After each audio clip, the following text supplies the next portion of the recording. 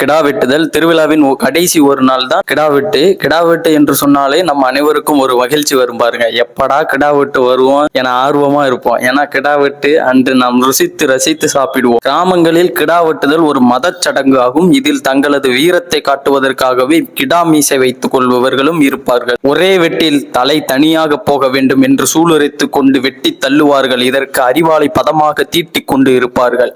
இத்தகைய காட்சிகளை இலகிய மனம் படைத்தவர்களுக்கும் குழந்தைகளுக்கும் பார்ப்பதை தவிர்க்க வேண்டும். ஏனெனில் குழந்தைகளின் மனதில் வன்முறை எண்ணம் உருவாகும். எவ்வாறு இது செய்ய வேண்டும்? முதலில் கோவிலுக்கு சென்று பொங்கல் வைப்பார்கள். பொங்கல் வைத்தல் என்பது பச்சரிசியில் வெல்லம், நெய் ஆகியவற்றை போட்டு சர்க்கரை பொங்கல் வைப்பார்கள். சிலர் பச்சரிசியை வைத்து வெண்பொங்கல் வைப்பார்கள். பிறகு கிடா வெட்டுதல் சடங்கு நடைபெறும். ஆடு, சேவல், பன்றி போன்ற விலங்குகளில் ஆண் பாலினத்தை சேர்ந்தவையே பலியிடுவதற்காக தேர்வு செய்யப்படுகின்றன. கோழியாக இருந்தாலும் அதன் ஆண் பாலினமாக சேவலையே பலியிட தேர்வு செய்கின்றனர்.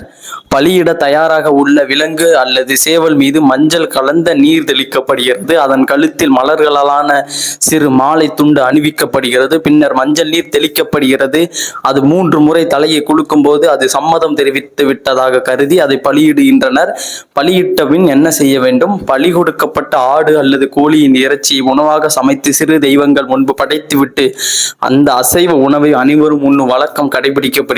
இதுபோன்று பலியிட்டு வழிபடும் வழக்கம் காவல் தெய்வங்களான 18ஆம் படி கருப்பண்ண சுவாமி, 21 கருப்பண்ண சுவாமிகளுக்கும், மாட சுவாமிகளுக்கும், திருநெல்வேலியில் சுடலை மாட சுவாமி, திருநெல்வேலி சுடலமாட சுவாமிக்கு பன்றி பலியிடுதல் அதிகம்.